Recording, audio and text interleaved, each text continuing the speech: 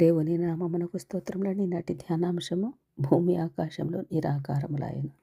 నిన్నటి దినమున ఆదికాండము 1వ అధ్యాయంలో సృష్టి గురించి 2వ అధ్యాయంలో 7వ వచనంలో దేవుడని యెహోవా నేల మంటితో నరును నియమించి వాని నాసికారంధ్రములలో జీవవాయును ఊదగా నరుడు జీవ ఆత్మాయను అని నిన్నటి దినమున నేర్చుకోవడానికి దేవుడు సహాయం చేసినందుకు వేల స్తోత్రములండి.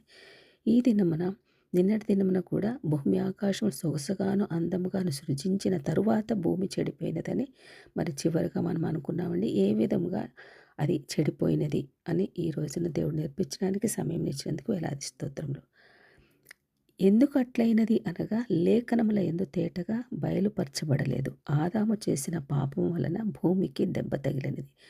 ముండ్ల తుప్పలు గచ్చపొదలు మొదలగు మొలిచినవి. ఆదికాండం 3వ అధ్యాయం 18వ వచనం. అలాగున అంతకుముందు సాతాను పాపం చేసినందువలన భూమి ఆకాశములకు మరి ఒక దెబ్బ తగిలినది. యెహెజ్కేలు గ్రంథము 28వ అధ్యాయం 11, 15 వచనములలో తూరు రాజును గూర్చి వ్రాయబడినది. మనము ఆ భాగము చక్కగా గమనించినచో మానవునికి లేని గుణలక్షణములు వానికున్నట్లున్నవి. అభిషేకము పొందిన కెరూబువై ఒక ఆశ్రయముగా నీవు ఉంటివి. దేవునికి ప్రతిష్ఠింపబడిన ఒక పర్వతము మీద నీవు ఉంటివి. నీవు ఉద్యోగమునకు నియమింపబడిన దినము మొదలుకొని పాపము నీ యందు కనబడు పర్యంతము ప్రవర్తన విషయంలో నీవు యథార్థవంతుడుగా ఉంటివి. నీ గుణ లక్షణములు ఒక మానవునికి ఉన్నవి. కావున సాతాను పాపము చేయకమును కెరూబుయై అనగా దేవదూతయై ఉండెను. అయితే వాడు అన్యాయం పెంచుకొని పాపము తనలో పుట్టించుకున్నందువలన తన పర్వతము మీద నుండి త్రోసివేయబడెను. యెహెజ్కేలు కాలంలో ఈ సాతాను తూరు రాజులో నివాసం చేస్తున్నందువలన యెహెజ్కేలు తూరు రాజును గూర్చి సాతానును గూర్చి ప్రవచించిన ఉపమాన అలంకారముగా చెప్పినట్లుగా గమనిస్తున్నామండి. యెషయా గ్రంథం 14వ అధ్యాయం 12, 15 వచనములలో కూడా బబులోను రాజును గూర్చి బబులోను రాజులో నివాసం చేసిన సాతానును గూర్చి ప్రవచించెను. అందులో సాతాను తేజో నక్షత్రం అని పిలువబడెను. ఈ తేజో నక్షత్రం గర్వం చేత తన్ను తాను దేవునికి పైగా హెచ్చించుకొన ప్రయత్నం చేసినందువలన పరలోకము నుండి త్రోసివేయబడినది. ఈ శిక్షాకాలముననే దేవునిచే పూర్వము సృజింపబడిన భూమి ఆకాశములో నిరాకారముగాను శూన్యమును ఆయను. ఒక అభిప్రాయం కలదు.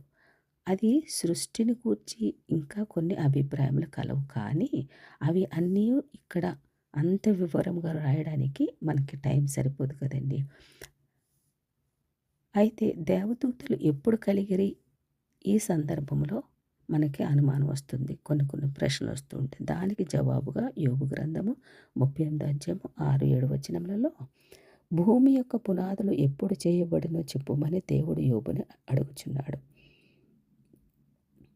యోబు జవాబు చెప్పలేకపోయాడు. ఉదయ నక్షత్రం లేఖముగా కూడి పాడినప్పుడు దేవదూతలందరూ దేవుని కుమారులందరూ ఆనందించి జయధ్వనులు చేసినప్పుడు దాని మూలరాతిని వేసిన వాడెవడు అని అడిగినప్పుడు దేవదూతలకు 3 పేర్లు కలిగినట్లు చూపించెను. ఏవనగా ఉదయ నక్షత్రములు, దేవదూతలు, దేవుని కుమారులు. ఈ మహిమకరమైన సర్వ జగత్తును వారి కన్నులెదుటనే దేవుడు సృజించినప్పుడు ఆనంద పరిపూర్ణులై జయధ్వనులు చేసిరని తెలుపబడినది. కాబట్టి భూమి ఆకాశములకు ముందే దేవదూతలు కలిగిరి. అట్టి దూతలలో తేజో నక్షత్రమను ఒకడుండెను. అయితే వాడు తనలో పాపం పుట్టించుకొని దేవదూతలలో 3వ భాగము